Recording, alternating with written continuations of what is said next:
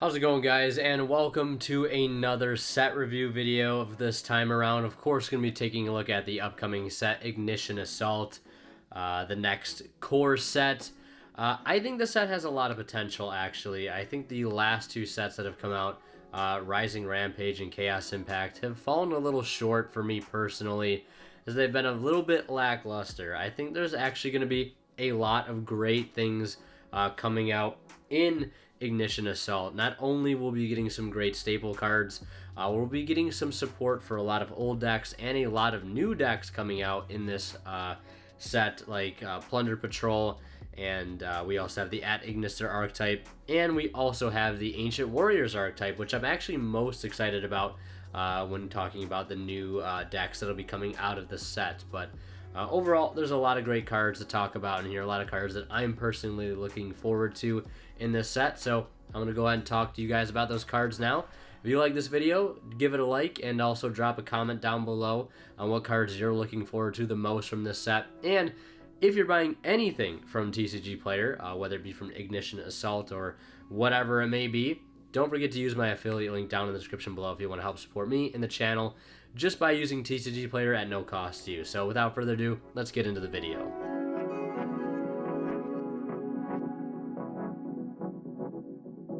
The first card I want to talk about is Lightning Storm, and I figured we'd take a look at the secrets first since this is one of them. Also, not to mention, it is a Starlight rare, which Konami has actually officially renamed, or rather given a name to the prismatics that come in these sets now. These are actually called Starlight rares, and Lightning Storm will be one of them alongside Rose, I believe, the new Time Thief, Perpetua, and one other card. I believe it is the Earth Wind Charmer Link. So I believe those would be the 4 Starlight rares for the set.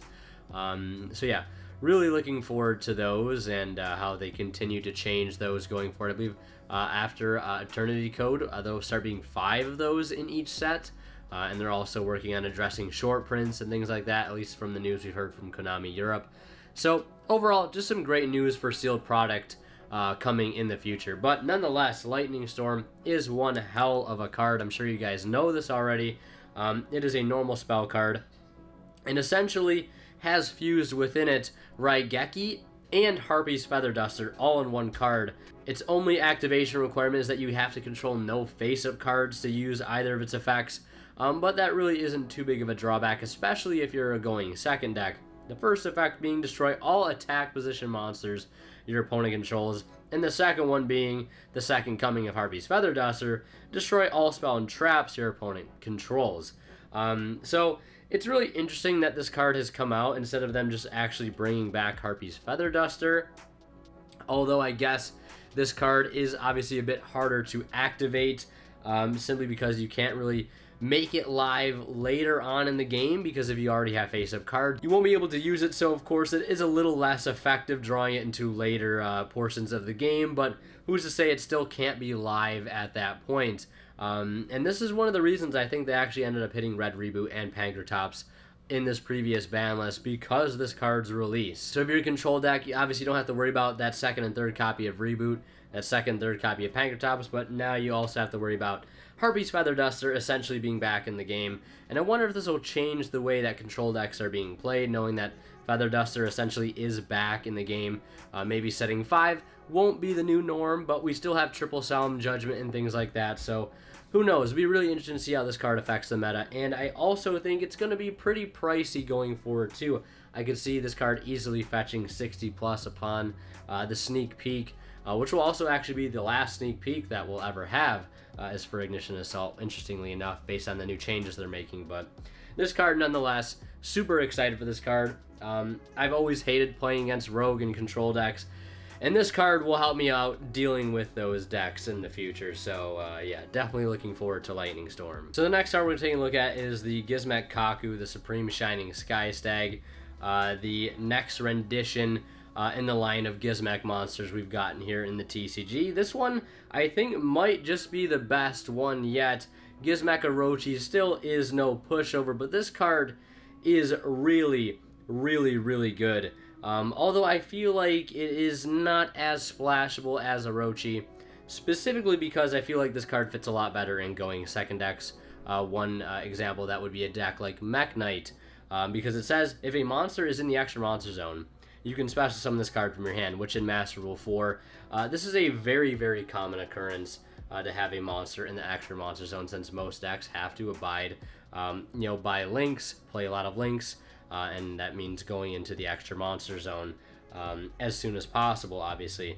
Then it has another effect. It says you can target one face-up monster in the extra monster zone, equip that face-up monster to this card, max 1. So it's also like a Thousand Eyes Restrict on top of its ability to just basically act as a 2750 Cyber Dragon. And then it gets even better because it says when this card destroys an opponent's monster by battle, you can special summon one of your monster cards equipped to this card.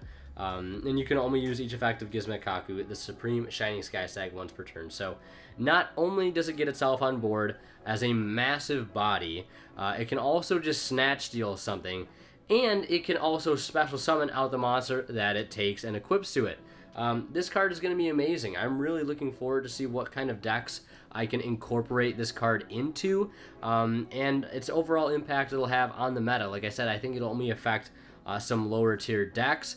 Decks like Mech Knight, for example, because that card that equips to it, you can use to sort of set up some columns when going second, and helps to break boards and things like that. Now, this card, granted, I feel like does get a little worse once Master Rule 5 comes around, because you will have a larger pool of decks, obviously not needing to go into the extra monster zone, so it will be less live, a little less viable come then. But I think for the meantime, this card is going to be really, really good, and I can see it fetching easily 30 to 40 in its first week on sale. So definitely had to throw this card in here. So this next card I'm going to be talking about is the last secret rare actually I'm going to be talking about for this video, and this card is Sales Pitch. It is a normal trap, and it says if your opponent adds a card or cards from their deck to their hand, except by drawing them by their card effect, reveal one card from your deck and add it to your hand, but you cannot activate cards or the effects of cards with that name for the rest of this turn. So this card does a lot for rogue decks, in my opinion. For example, a deck like Paleo Frog could really take advantage of a card like this, and maybe I'm wrong, but I mean, I get that it could be a little bit slow, but you could potentially, if your opponent adds anything from their deck to their hand, perhaps a Block Dragon is resolving, you're adding that Gigantes and that Fossil Dyna, you could easily just chain this, search out a card like Raw Sphere Mode if you're in game 2 and you're siding Raw Sphere Modes in. Essentially just being able to search out some really potent side deck cards, maybe things like Lightning Storm, things like Twin Twister, or even that one-of copy of Pancratops, rather, or Raw Sphere Mode. So I see this card being really great in a certain select few amount of decks, being able to fish out key combo pieces or even some side deck cards in later games 2 and 3. This card is going to be absolutely fantastic. I think a lot of people, especially some people I've talked to in real life, underestimating this card. I mean, let's be real here. It lets you literally add any card in your deck to your hand, which is unparalleled in terms of search power, and you can activate it when your opponent adds a card from their deck to their hand, which happens quite a lot nowadays in Yu-Gi-Oh! So this card, 100% going to be absolutely fantastic. I could see it easily maybe being $50 a copy, come sneak peek in the following weeks after that. So definitely a card I think to get your hands on.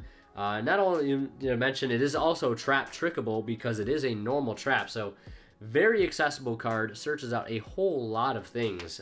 Going to be a great card all around. So the next card I'm going to talk about is actually some pretty good support for a deck that I'm actually already playing. And like I said, this set does a good job at supporting a lot of past decks and also bringing a lot of new decks into the meta. And that card I want to talk about is the Marincess Pascalis. This is I think a long needed extender, a long awaited extender that this deck has needed, because upon normal or special summon a Marincess Pascalis, you can special summon a Marincess monster from your hand. And then it also has another effect where if it's in the graveyard except the turn that it was sent there, you can banish it to add back any Marincess spell or trap. So it does help to recycle your cards like Wave and your Battle Ocean and things like that, which of course are fantastic.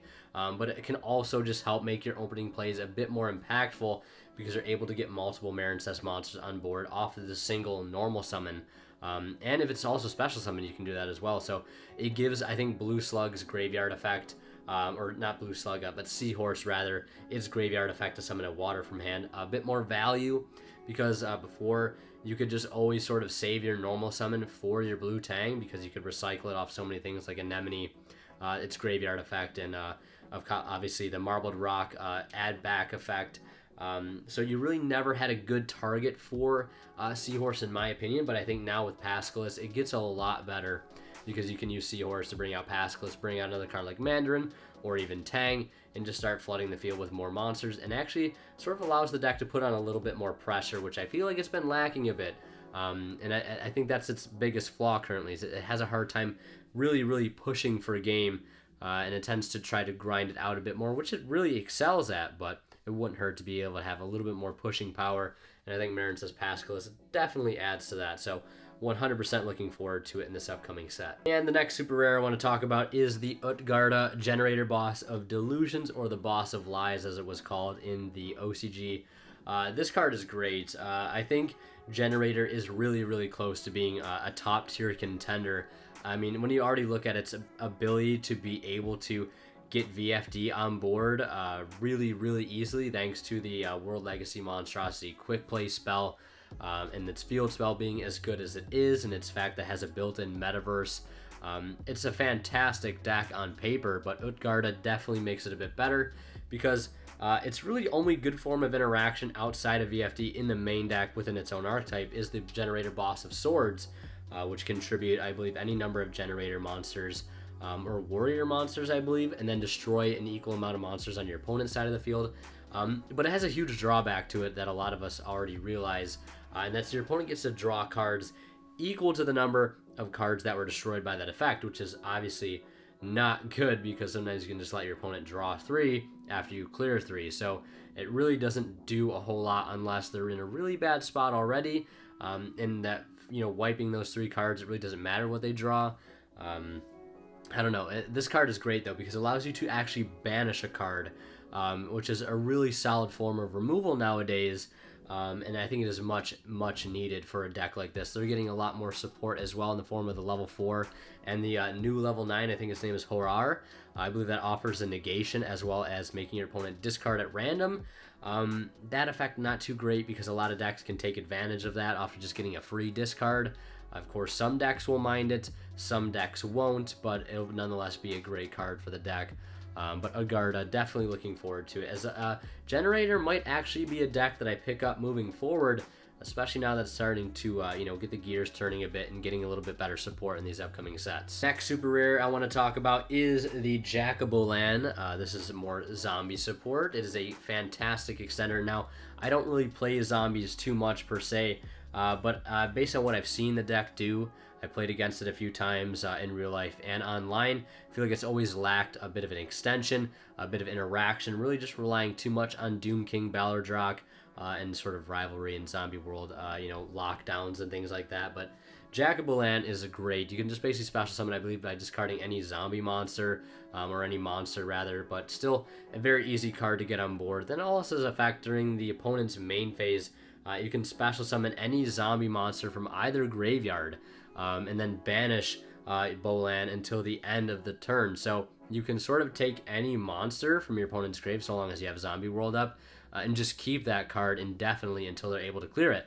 And then Jackaboy LAN removes itself from the field to basically protect itself from battle and destruction by card effect, which is great because you can sort of keep reusing that effect in following turns. Which of course could be a problem if you're using that reborn effect and then you're just able to run it over because it doesn't have the greatest stats.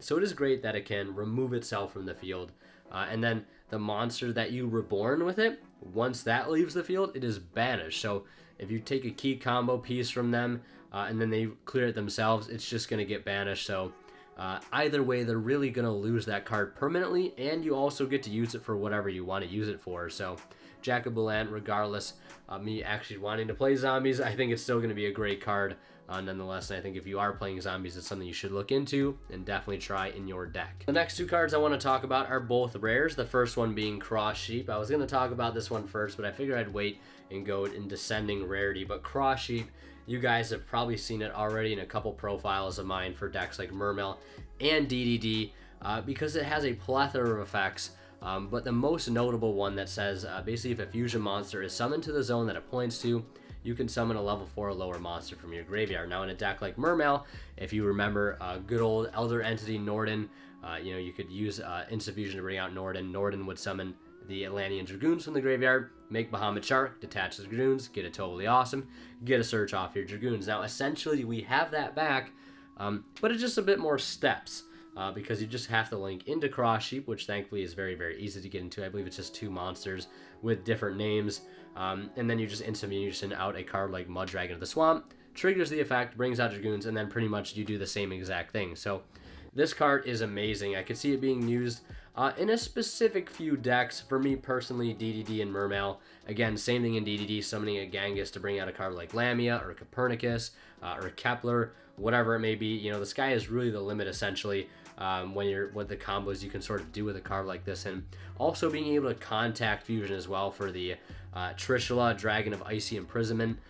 That's a card that could be played in some extra decks to be able to trigger that effect just to get a free monster reborn of any level 4 or lower monster. And it also has a pretty cool effect for rituals. I know some people are saying it could be considered like direct Necroz support, but I kind of disagree. I don't think I'd personally play Cross Sheep and Necroz, just because like you're going to be getting Unicorn on board anyways, and like it's just going to get negated, and the deck really doesn't need that draw and search power as much as you really think it does, because it can play Extravagance to great extent. It does have triple prep, and plenty of ways just to search through the deck as is. So maybe in some other ritual decks, maybe like the new Megalith archetype that's coming out in this set, but again, I really don't think so. And its other effects for Synchros and Ixies aren't the greatest. I believe Synchro, all monsters you control gain 700, and Ixies, all monsters your opponent controls lose 700. So maybe in some certain strategies, again, that could come up. Maybe DDD is really the only one deck that I think can take advantage of this card's effects the most, because it can play fusions, Ixies, and Synchros, and not many decks in this format can do that. Yeah, but nonetheless, Cross Sheep probably might actually be my favorite card coming out in this set, and it's also a rare, which is even better, which means it's going to be so cheap to pick up, and probably about $3 for a play set, which is amazing. So this next card I wasn't actually going to mention, but I figured I might as well put it in when I was scrolling down the list of rares coming in this set, and this card is called Fiendish Portrait. This card, like, I don't know, it just really caught my eye when I was reading its effect and when I was reading its name. Kind of reminded me of Fiendish Rhino Warrior, but it basically is a normal trap that says... Basically, it's a normal trap that says target one face-up monster your opponent controls as cost, special summon one monster with that name from your deck or extra deck, but shuffle it into the deck during the end phase of the next turn. Also, you cannot special summon monsters from the deck or extra deck for the rest of this turn after this card resolves. So this card could... I could see it be really interesting in some mirror matches. I really can't give any examples off the top of my head, but just reading its card text kind of gives me some ideas, like maybe we might see this tech in some decks here and there down the line. I don't know, maybe not. It's just something I figured I'd bring up in this specific video.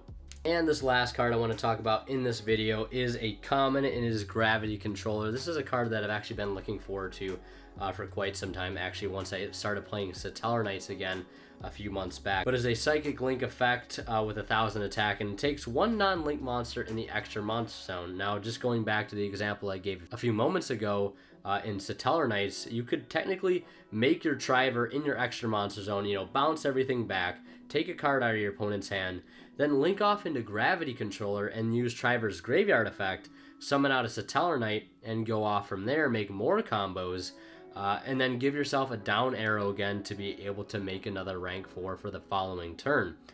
This card really opens up a lot of strategies, I think, and probably not just in Satellar Knights, but the fact that you can just link off something in the extra monster zone and then, get its effect, whatever it may be. If it hits the graveyard, it could be even Shadal's, for example. And I don't know, maybe there's other decks this card could be played in as well, but it also says this card in the extra monster zone cannot be destroyed by battle with monsters in the main monster zones. And at the start of the damage step, if this card battles an opponent's monster in the extra monster zone, you can shuffle both this card and that opponent's monster into the decks. So that is really cool. Not only can it be used in synergy by triggering some of your effects like Triver, like I said earlier, but it can also clear cards and shuffles things into the deck. This card seems like an invaluable, really amazing Link 1 coming out. And it's a common also, so this is a card I think you guys should definitely try to at least get your hands on. If it's something that you a deck you have could possibly play, I think it is really, really good, of course, here in Master Rule 4. Might not be too needed in Master Rule 5, but I think I would still even play it in Satellar Knight in Master Rule 5, just to be able to instantly use Triver's effect by linking him off for this card. And then of course the removal that it offers is really, really nice as well. And lastly, I just wanted to mention all of the archetypes that are getting support in the set, because there's a lot of support coming for older archetypes in here. We have support for Karakuri, Chronomaly, Time Thief, Unchained, Sky Striker, Witchcrafter, Generator, and Marincess, which we have of course already talked about. It's great. There's a lot of really cool support coming out in the set. And then of course the newer archetypes being the Megalith Ritual archetype. We also have the Ancient Warrior archetype coming out as well, taking up a lot of the ultra rares in this set. The AI archetype, and of course the Plunder Patrol archetype, the new TCG exclusive archetype. And we also have some Mayakashi support, Dragon Maid support, a whole like plethora of a great support coming in this set. So I'm really looking forward to this set. I might pick up a box, maybe, maybe not, but I'll definitely be picking up some cards for the set, hands down. Let me know if you guys are excited for a lot of cards in this set, and if you are, let me know what those cards are down in the comment section below. And let me know if you'll be picking anything up. Is there anything I missed also? Any other really cool cards that I could have put into this video? Of course, leave those down in the comments below too. And yeah, that's going to do it for this video. Thank you guys so much for watching. Leave a like if you enjoyed. And as always, Winner Kill signing out. We'll see you guys in the next one.